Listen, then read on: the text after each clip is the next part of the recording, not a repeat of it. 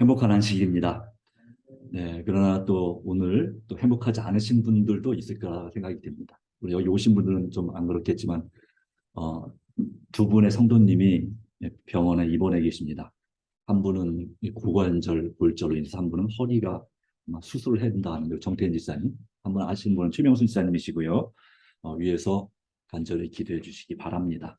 그리고 또 오시고 싶지만 류마티스가 너무 심하셔서 잘 걷질 못하신다고 우리 한정욱 집사님이 좀 전에 그런 문자를 받았습니다. 그래서 집에서 예배 드리시겠다고 하셨는데, 우리 한정욱 집사님을 위해서도 기도해 주시기 바랍니다. 예, 오늘은 사정상 마스크를 쓰고 설교를 하도록 하겠습니다. 조금 덜 들리더라도 최대한 목소리를 크게 할 테니까 네, 예, 양해를 구하고요. 하나님께 은혜 주시기 바랍니다. 어, 오늘 예배 끝나고 나서 우리가 인천 지역의 20개 교회가 교회적으로 전도지 분급을 하는 날입니다.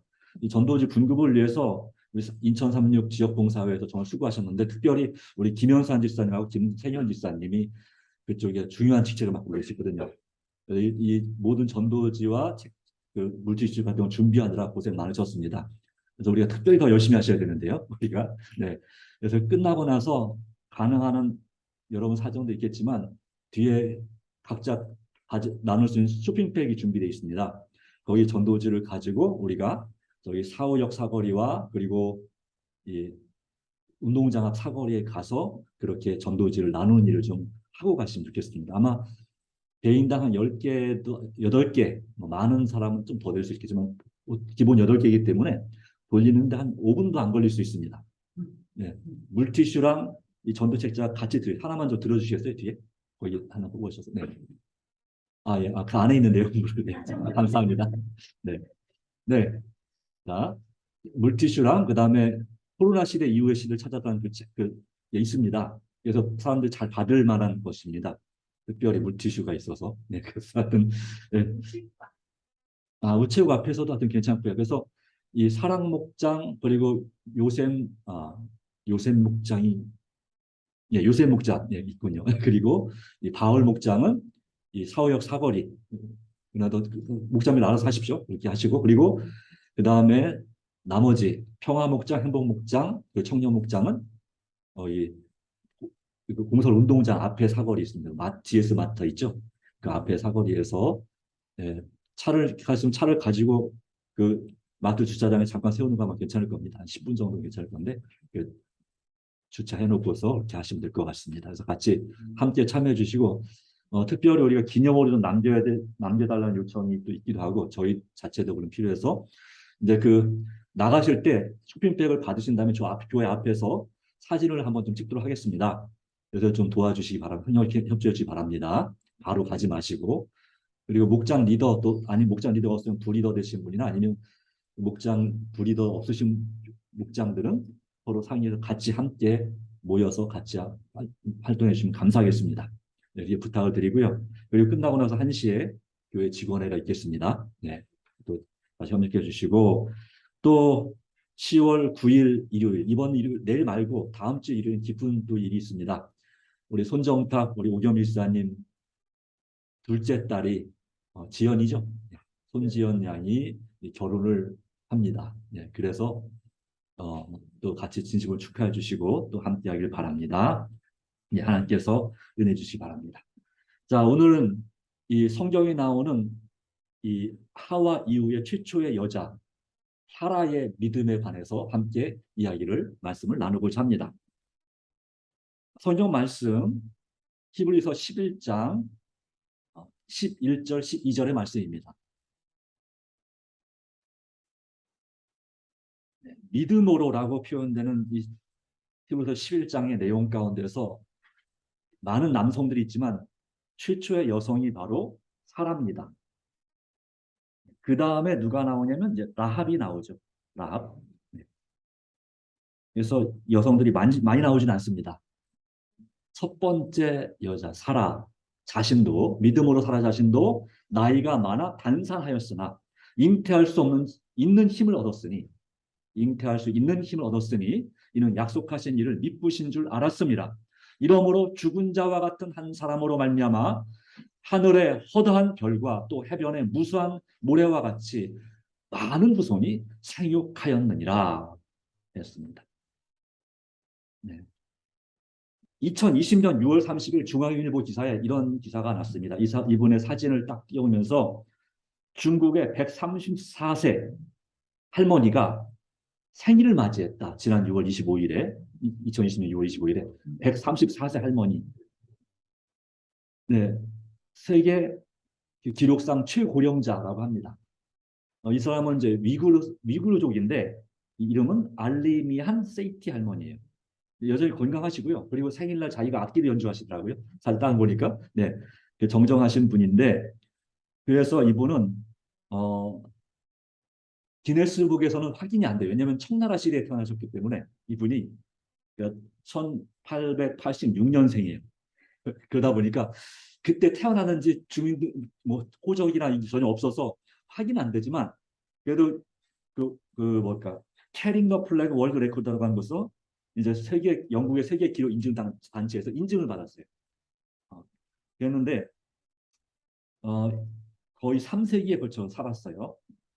그리고 이제 세계 1차 대전, 2차 대전을 모두 다 겪었습니다. 네.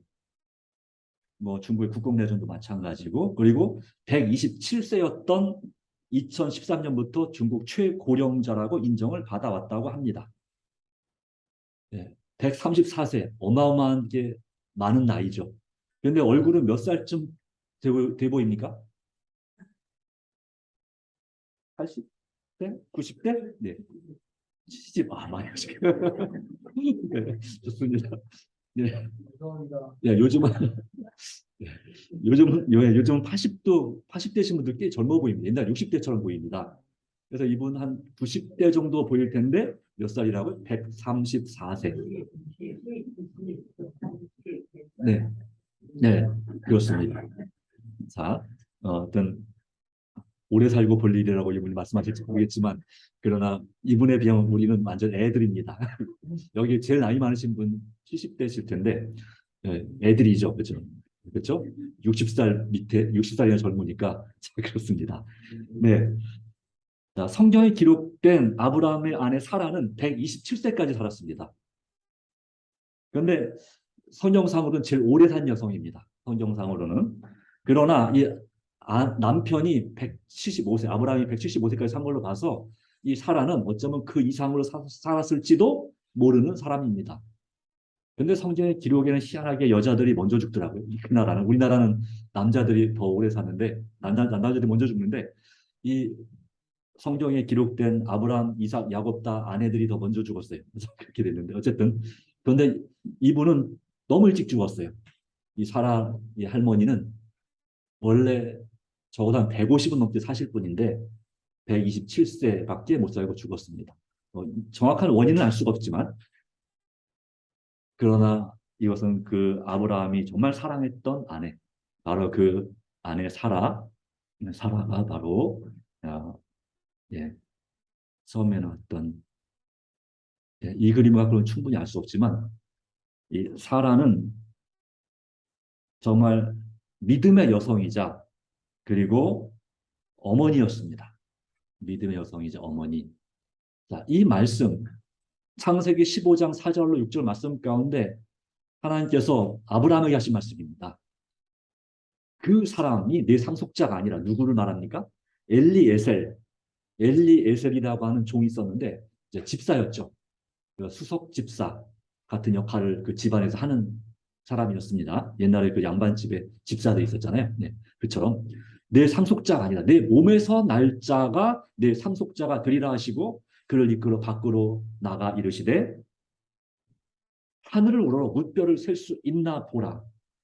또 그에게 이르시되 내 자손이 이와 같으리라. 아브라함이 여호와를 믿으니 여호와께서 이를 그의 의로 여기시고라고 말씀했습니다. 그의 의로 여기시고 사실 이 아브라함이 하나님을 믿었다는 것과 동시에 누가 하나님을 믿었을까요? 이 약속에 대해서 사라도 믿은 것입니다. 이 부부는 일심동체였습니다. 그래서 우리가 받을 수 있는 첫 번째 교훈은 믿음이 약함에도 약속하신 하나님을 믿었다고 하는 것입니다. 히브리서 11장 11절 말씀 가운데 믿음으로 사라 자신도 나이 많아 단산하였으나 잉태할 수 있는 힘을 얻었으니 이는 약속하신 이를 믿으신 줄 알았습니다. 믿으시단 말은 정말 믿을 만한 분인 줄 알았다라는 뜻입니다. 그런데 이 약속을 받을 때에 사라의 나이가 몇 살이었냐면 65세였습니다. 아브라함이 75세, 10살 차이였어요. 10살 차이였는데 65세인데 아마 127세니까 대충 따지면 현재 우리 나이로 따지면 한 50대 정도 생각하시면 되지 않을까 생각합니다.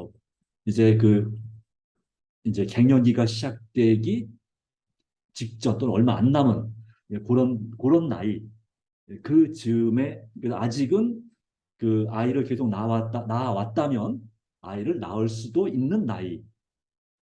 요즘도 흔치 않지만 보통 40대까지는 가능하지만 50대는 좀 쉽지 않지만 어쨌든 이 갱년기가 아니라는 얘기는 이 아이를 낳을 수 있다는 얘기니까요. 네.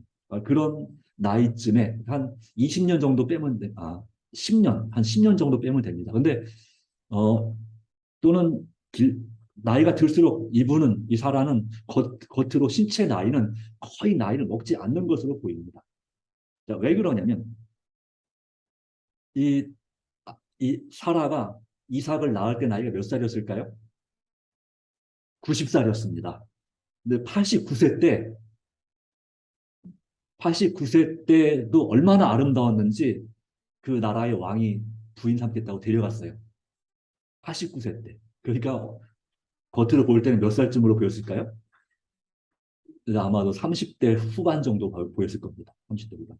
네, 그 정도로 정말 그렇게 아름다운 그런 미스 월드라고 할 만큼 정말 아름다운 성경에 심히 아리따운 여자더라라고 이것은 아름다운 여자였고 또 마음씨도 그랬습니다. 네. 그래서 근데 이것이 89세 때 일이 첫 번째 사건이 아닙니다. 그가 65세 때에 가뭄을 피해서 애굽으로 갔는데 애굽에서도 역시 애굽의 바로가 그를 아내 삼겠다고 그렇게 데려갔습니다.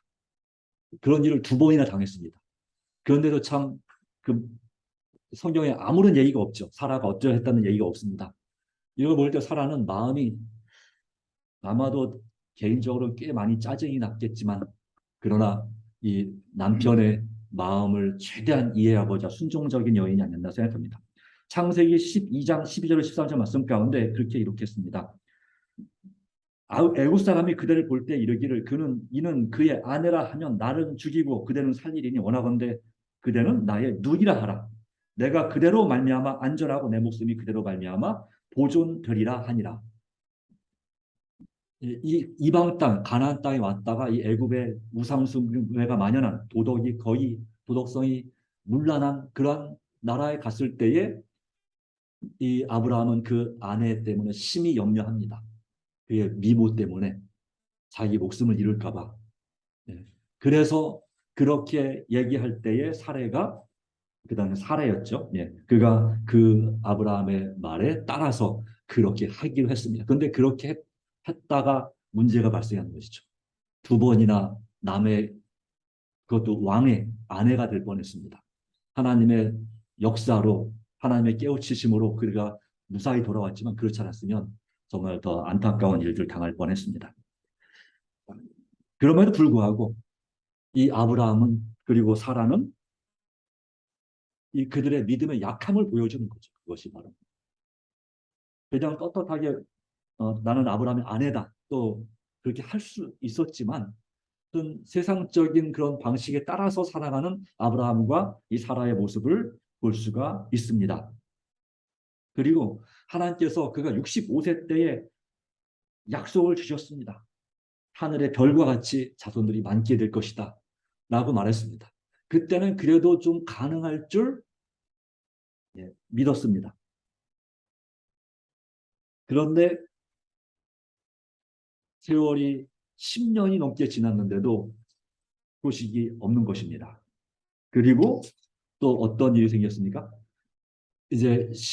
그리고 이제 더 이상 이제는 아이를 낳을 수 없는 갱년기가 시작된 것입니다.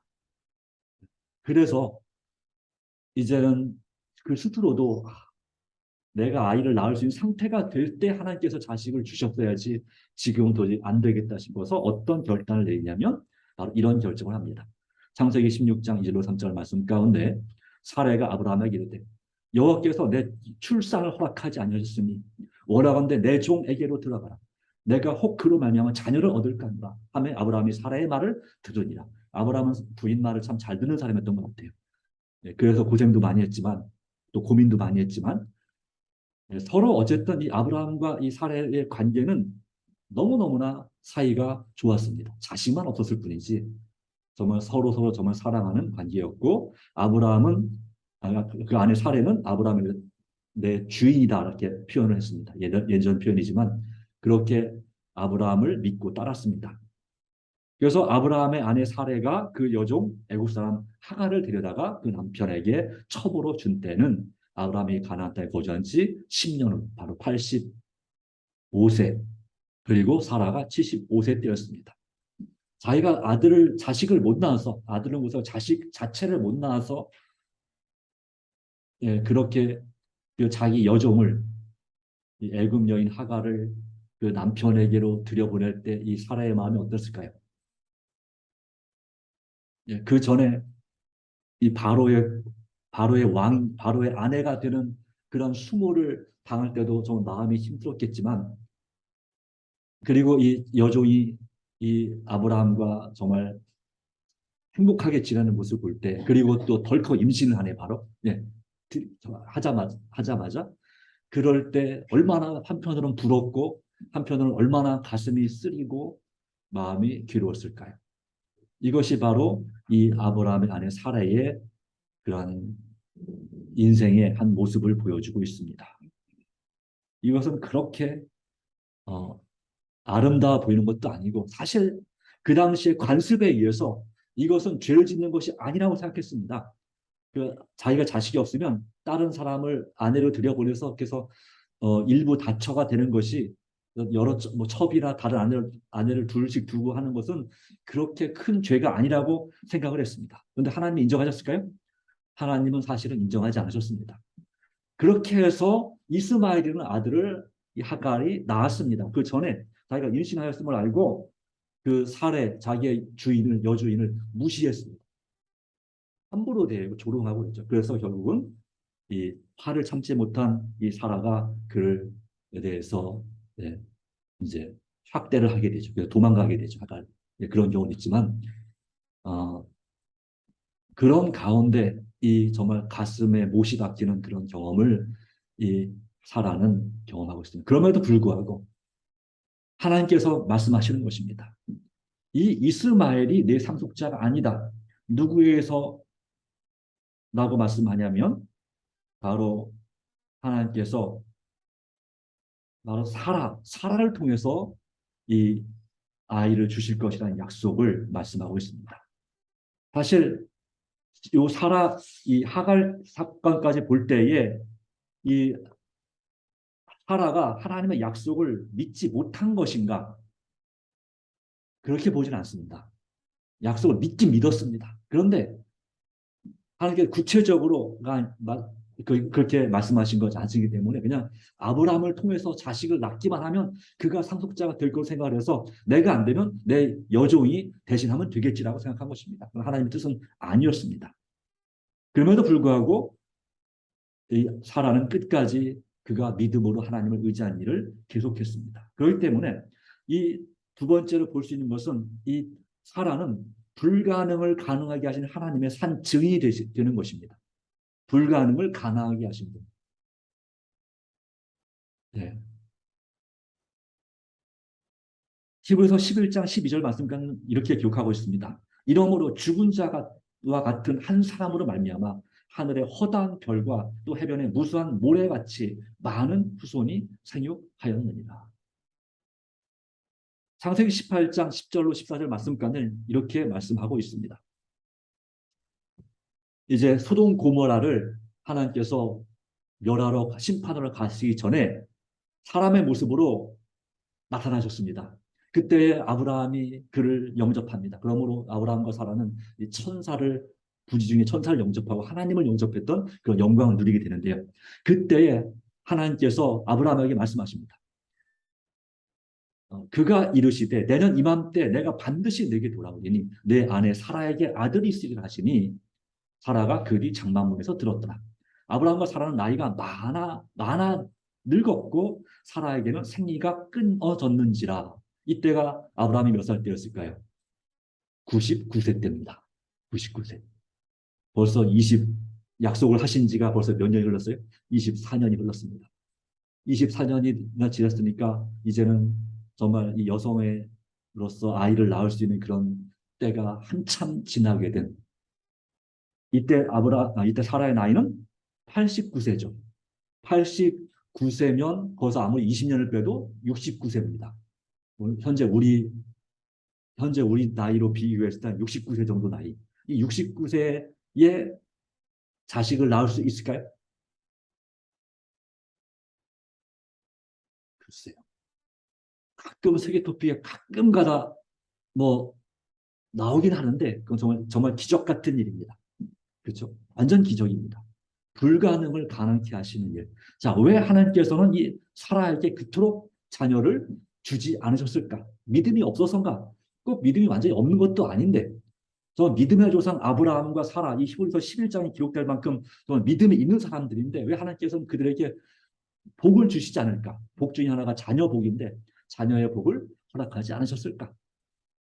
그렇게 오래 참고 기다리게 하셨을까? 우리는 고민해 볼 수 있습니다. 그런 하나님의 분명한 뜻과 섭리가 분명히 있다는 사실을 보여줍니다. 이 약속의 후손은 오직 믿음으로 주시는 것이라는 사실이죠. 하나님의 약속은 종종 우리의 믿음을 시험합니다.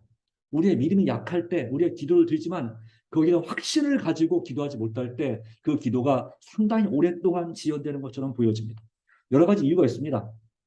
내 자신의 믿음이 부족해서 내 자신의 정말 하나님에 향한 간절함과 친밀함이 너무너무 약하기 때문에 하나님께서 그 기도의 응답을 지연시키는 것처럼 보이는 경우도 있습니다. 우리 마음의 뜻대로 교만하고 정직하지 못하기 때문에 정말 의인답게 살지 못하고 하나님을 우선보다는 세상이 우선이고 그리고 또한 돈이 더 하나님보다 더 사랑스럽고 뭐 이런 것들이 현재 우리의 모습들이 우리로 하여금 정말 믿음으로 살지 못하게 만드는 것입니다. 그런데 역시 사라도 그런 약한 부분이 있었습니다. 중요한 부분은 무엇입니까? 그도 우리처럼 믿음이 약한 사람 중에 하나였지만 중요한 건 마지막이죠. 그렇죠? 여기도 이 말씀 있잖아요. 창세기 18장 12절 사라가 속으로 웃고 이르되 나는 노쇠하였고 내 주인도 늙었으니 내게 무슨 즐거움이 있으리요. 여호와께서 아브라함에게 이르시되 사라가 왜 웃으며 이르기를 내가 늙었거늘 어떻게 아들을 낳으리요 하느냐. 그 다음 중요한 말씀이죠. 14절입니다. 창세기 18장 14절 같이 한번 읽어볼까요? 여호와께 시작. 여호와께 능하지 못한 일이 있겠느냐. 기한이 이를 때에 내가 내게 돌아오리니 사라에게 아들이 있으리라. 하나님께서 그 사라에게 뭐라고 약속하셨습니까? 돌아오겠다고 약속하셨습니다. 때가 되면 돌아오시겠다. 하나님께서 여러분에게로 돌아오시는 것이 중요하고 또 그러기 위해서 우리 자신이 하나님께로 돌아가는 것이 중요합니다. 우리는 종종 하나님께로 가지 않고 방향을 바꿔서 딴 데로 가고 있는지도 모릅니다. 한눈 팔고 있는지도 모릅니다. 그러기에 주님은 우리에게 돌아오라고 말씀하십니다. 돌아간다는 것은 무슨 의미입니까? 회개하라는 얘기입니다. 우리의 잘못과 세상을 사랑하고 우선순위가 바뀐 그런 삶에서 세속적인 삶으로부터 돌아오라. 거기서 나오라라고 말씀하고 있습니다. 나의 죄된 습관이 내 마음, 내 건강과 정신의 건강을 해치는 습관이 있다면 그 습관에 대해서 믿음으로 승리하라라고 주님은 오늘 여러분에게 말씀하십니다. 이것이 어떤 경우는 나를 너무나 꽉 잡고 있어서 그것을 믿음으로 이겨내는 것은 정말 불가능한 것처럼 보입니다. 그래서 오늘 주님은 사라의 예를 보여주시는 것입니다. 그가 자식을 낳겠다는 하나님의 약속이 있었습니다. 마찬가지로 주님은 오늘 저와 여러분에게 이 사라의 교훈은 여러분도 주님 안에서 할 수 있다는 것입니다. 불가능이 없다고 하는 것입니다. 이와 같은 사라의 경험을 통해서 그가 약했지만 하나님의 약속을 물론 그가 웃을 만큼 믿음이 약해질 때도 있었습니다. 그러나 웃긴 했지만 하나님께서 이 말씀 여호와께 능하지 못한 일이 있겠느냐라고 하신 말씀을 사라가 믿었을까요? 안 믿었을까요? 믿었습니다. 얼마큼 믿었을까요? 예, 14절 말씀. 여호와께 능하지 못한 일이 있겠느냐. 기한이 이를 때 내가 내게로 돌아오리. 다른 분이 말씀했으면 믿지 못할 수도 있습니다. 아유, 좋은 말씀 감사합니다. 이렇게 저에게 위로가 되는 말씀이라 이렇게 할 수 있겠지만 누가 말씀하셨어요? 세상을 창조하신 하나님, 무에서 유를 창조하신 하나님, 불가능을 가능케 하시는 전능하시고 여러분의 모든 앞뒤를 아시는 분께서 우리에게 약속하시는 것입니다. 여호와께 능하지 못한 일이 있겠느냐? 근데 우리는 종종 하나님의 능력을 우리 삶에서 제한하고 있습니다. 우리 삶의 성령이 충만한 역사면 우리는 충분히 죄의 유혹을 극복할 수 있고 또 승리할 수 있고 사람들에게 지금보다 훨씬 더 많은 좋은 일을 착한 일을 훨씬 더 많이 할 수 있을 텐데도 불구하고 우리 믿음이 연약해서 그 일을 못하는 것입니다.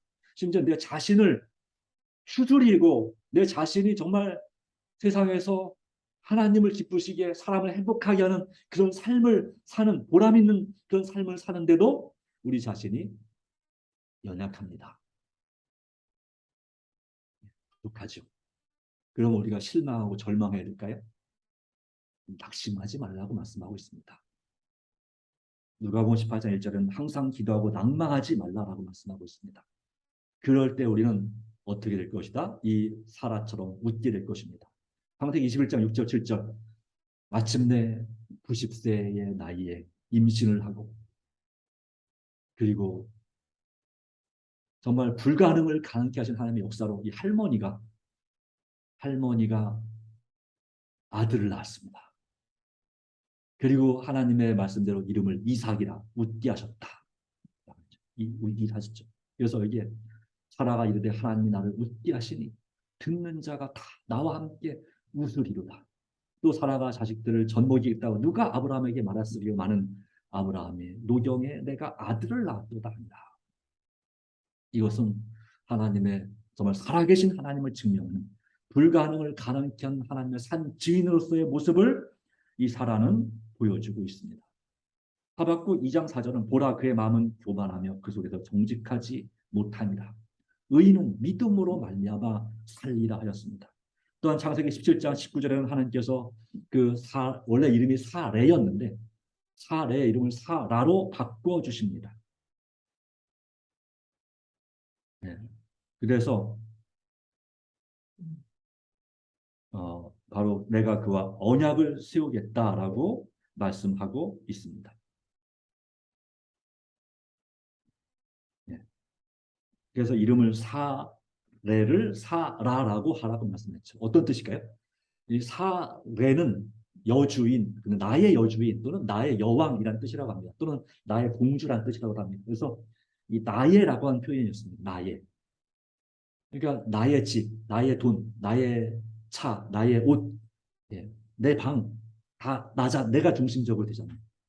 그래서 이 아브라함에게 있어서 또 사라 자신에게 있어서 그의 이름처럼 나의 여왕. 예. 그래서 아브라함만을 위한 그런 아내, 또 아브라함에게 그와 같은 존재였습니다. 그런데 하나님께서 사라라고 이름을 바꿔주는 것은 뭐냐면 그냥 여왕 또는 공주 또는 여주인 이런 뜻입니다. 근데 여기 성경 말씀 보면 모든 민족의 열국의 어머니가 될 것이다 라고 말씀했죠. 그래서 모든 민족의 어머니가 되는 축복을 하나님께서 이 불가능을 가능케 하시는 하나님께서 그에게 이삭이라고 하는 그의 가정을 삶을 웃게 만드는 이삭을 주심으로 이 사라가 바로 이와 같은 믿음의 모든 민족의 어머니가 되겠습니다. 물론 가슴이 철렁 내려앉는 사건이 이미 있었습니다. 이 이삭이 장성했을 때 하나님께서 청천벽력 같은 명령을 내리셨죠. 이삭을 하나님께서 지시한 산에 가서 번제물로 드리라. 그런데 이 아브라함이 이 사라 몰래 갑니다. 아들만 데리고. 나중에 이 사라가 알았을 때 어땠을까요? 아마 등짝 스매싱을 치고 있다. 아브라함에 대해서 어떻게 나는 달리지 않을 걸 쓰고 있느냐. 그런데 한편으로는 당신 정말 잘했다 할 수 있을지 모르죠. 왜냐하면 만약에 사라한테 얘기했다면 아브라함은 그 하나님의 명령을 실행하지 못할 수도 있었습니다. 그 사라가 그 노년에 낳은 자식을 얼마나 사랑하고 아꼈는지, 그러기에 그것 때문에 충격을 받은 것도 수명이 줄어든 이유 중에 하나일 것이다라고 추측하기도 합니다만은, 그러나 꼭 그렇지만 않겠지만, 그럼에도 불구하고 정말 하나님께서 주신 그 은혜를 평생 그가 감사하면서 정말 불가능을 가능케 하시는 하나님, 전능하신 하나님, 바로 그 하나님을 믿음으로 의지함으로 그의 후손들이 오늘날 영적 이스라엘 우리 모두가 그의 후손이 되어서 정말 하나님의 자녀로서 우리가 함께 구원을 받게 되는 그런 그리스도인들이 된 것입니다. 바로 예수님의 어머니에 대해서도 역시 이러한 이 아브라함과 사라의 그 경험 가운데서 주는 보본이 있습니다. 이분이 누군지 혹시 아실까요? 설명해서 모르겠지만 이 사람은 빅토리아 여왕입니다. 영국에서 두 번째로 오랜 기간 재위한 63년 7개월을 지낸 그런 여왕입니다.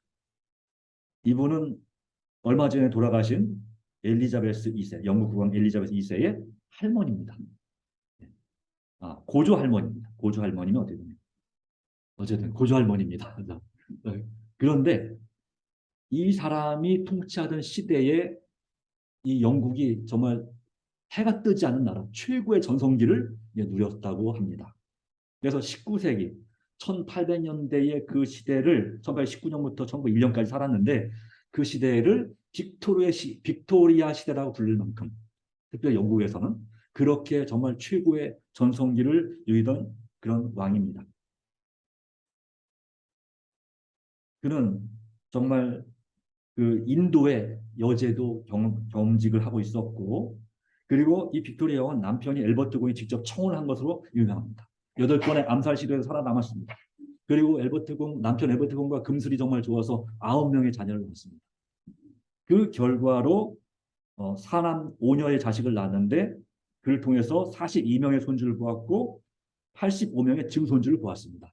그런데 이 후손들이 다 여러 나라, 영국의 뿐만 유럽의 여러 나라의 그런 왕족이 됐습니다. 왕들이 됐습니다. 왕이 되고 여왕이 되고 공주가 되고, 예, 아내 왕후가 되고, 그렇게 해서 별명이 뭐냐면 유럽의 할머니예요. 유럽 왕가의 할머니. 거기 그 손주들이 어디에 왕들이냐면 독일의 비를렘 2세, 그리고 그리스, 루마니아, 노르웨이, 덴마크, 스웨덴, 스페인, 러시아, 이런 나라들의 다 왕이에요. 왕이거나 왕후거나 그렇습니다. 그래서 세계 제1차 대전은 이 빅토리아 여왕의 그 손주들의 싸움을 벌인 거라고 이렇게 말할 정도가 된다고 합니다. 독일과 영국과 러시아, 이런 나라들이 연결돼 있었죠. 이런 나라들의 싸움.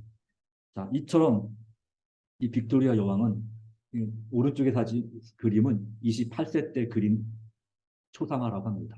왼쪽 것은 이제 돌아가시 얼마 전에 그린 그런 찍은 사진이고, 네, 유럽의 할머니라고 불리는 이런 사람처럼 이 사라는 모든 민족의, 세계 모든 인류의 할머니, 어머니로서의 그런 우리에게 오늘도 믿음으로 우리에게 말하고 있습니다. 네. 이것은 바로 이 예수님의 어머니 마리아, 그리고 그 친척인 엘리사벳, 사가랴의 아내 엘리사벳의 이야기와도 관련이 있습니다. 엘리사벳은 침례 요한의 어머니입니다. 근데 그도 아주 오랜 세월 아이를 낳지 못했습니다. 그리고 이 남편 사가랴는 그 믿음 없음을 증명했습니다. 내 아내도 늙었는데 어떻게 자식을 낳을 수 있겠습니까? 역시 똑같은 이 아브라함과 사라의 경험을 똑같이 했습니다. 그러나 그때의 이 사라의 경험을 기억하고 엘리사벳은 그가 하나님의 놀라운 역사와 기적으로 임신을 하여서 침례 요한을 갖게 된 다음에 하나님을 찬양합니다. 그리고 또한 이 불가능을 가능케 하는 하나님께서 동정녀 마리아를 통해서 예수님을 탄생시키는 이것도 하나님의 놀라운 역사가 되는 것입니다. 그러기에 누가복음 6장 45절 말씀은 엘리사벳이 그렇게 말씀합니다. 한번 같이 읽어볼까요? 누가복음 1장 45절 같이 읽겠습니다. 시작. 주께서 하신 말씀이 반드시 이루어지리라고 믿은 그 여자에게 복이 있도다. 네, 오늘은 여자 이야기입니다. 남자 이야기가 아니고. 자, 주께서 하신 말씀이 반드시 이루어지리라고 믿은 그 여자. 바로 이 누굽니까? 이 사라는 하나님께서 하신 그 말씀이 결국은 중간에 흔들리긴 했지만 결국은 반드시 이루어지라고 믿었습니까? 네, 확실히 믿었습니다. 그렇게 믿은 여자에게, 믿은 그 여자에게 복이 있도다는 말씀은 예수님의 어머니 마리아뿐만 아니라 엘리사벳, 그리고 그 고대 한참 거슬러 올라가서 바로 사라의 삶 가운데 우리에게 보여지고 있는 것입니다. 바로 이 불가능을 가능케 하시는 믿음, 바로 하나님의 약속을 믿는 믿음을 우리가 본받을 필요가 있겠습니다. 믿음으로 사라 자신도 11절, 11절 11장 11절 나이가 많아 단산하였으나 생산이 끊겼다. 출산이 잉태할 수 있는 힘을 얻었으니 이는 약속하신 이를 믿으신 줄 압니다. 이러므로 죽은 자와 같은 한 사람으로 말미암아 하늘의 허다한 별과 또 해변의 무수한 모래같이 많은 자손을 생육하였느니라. 하나님의 약속은 아브라함 당시, 사라 당시에만 유효한 것이 아닙니다. 또 예수님 당시에 그 친척인 엘리사벳이나 예수님 어머니 마리아 당시에만 유효한 것인가? 그렇지 않습니다. 이 약속은 불가능을 가능케 하시는 그 약속은 오늘날도 믿음을 가진 여자분들에게, 여성분들에게 여전히 유효한 약속입니다. 여러분 이것을 믿음으로 받는다면, 믿음으로 이 말씀을 받아들인다면 남녀 구분 없이 누구나 하나님께서 여러분을 통해서 불가능을 가능케 하는 하나님의 그 약속을 이루실 줄 믿습니다. 그러므로 포기하지 마십시오. 주저하지 마십시오. 주님을 의지함으로 하나님께서 여러분께 주신 지혜대로 열심을 다하시기 바랍니다. 헌신하시기 바랍니다. 이제 우리는 이 전도회를 한 달 앞두고 있습니다. 이 전도회를 위해서 우리가 한 영혼의 구원을 위해서 간절한 마음으로 눈물로 기도하고 오직 예수님을 바라봄으로 우리가 정말 주님 안에서 결실을 거둬야 되지 않겠습니까? 네. 이제 2022년이 몇 달 남았습니까? 3달 남았습니다. 많이 남았습니까? 네, 많이 안 남았습니다. 90일 남짓 남았습니다. 이 남은 100일도 안 남았다는 얘기죠. 이 남은 세월 동안에 우리가 어떤 삶의 열매를 거둘 수 있을까요? 가을이 되면 반드시 우리가 농부들은 추수를 하는데 열매를 거두는데 우리는 어떤 열매를 거두기 원하십니까? 또 내년에 우리는 어떤 열매를 거두기 원하십니까? 불가능을 가능하게 하시는 하나님을 이 사라처럼 비록 그 중간에는 그가 믿음이 약했지만 그래도 끝까지 주님을 다시 믿고 의지함으로 여호와께 능치 못할 일이 있겠느냐. 이 약속의 말씀을 믿은 이 사라처럼 우리가 믿음으로 하나님을 바라보고 이 영혼의 구원을 위해서 한 사람이 한 영혼씩 그리고 또한 날마다 성령 충만을 구하는 그런 삶이 되기를 간절히 바랍니다. 오직 믿음으로 삽시다. 감사합니다. 우리를 참으로 사랑하시는 하나님 아버지, 우리 삶에서 주님께서 함께 하실 때 우리는 주님 안에서 불가능을 가능케 하신 하나님, 내게 능력 주시는 자 안에서 우리가 모든 것을 할 수 있음을 믿습니다. 사단의 유혹과 시험 가운데 시달리다 보면 우리의 믿음이 떨어지고 약해집니다. 흔들립니다. 그러나 주님, 다시 주님께서 우리에게 돌아오시겠다 하셨사오니 우리도 주님께로 돌아가게 하옵소서. 걸어가 믿음으로 전진하게 하옵소서. 아무 증거가 보이지 않을지라도 약속의 말씀이 있으니 그 약속의 말씀을 믿고 나아갈 때 주님께서 마침내 놀라운 역사를 우리 삶에서 이루어 주실 수 있을 줄 믿습니다. 오 주님, 주님께서 우리에게 함께 하셨으니 앞으로도 도우실 줄 믿습니다. 우리의 기도를 들어주시고 우리의 더 간절하게 기도하게 하시고 더 열심으로 기도하게 하시되 끝까지 포기하지 않고 날마다 기도할 때 주께서 우리의 기도에 응답하심을 믿사오니 날마다 인도하여 주시옵소서. 예수님의 이름으로 간절히 기도드리옵나이다. 아멘.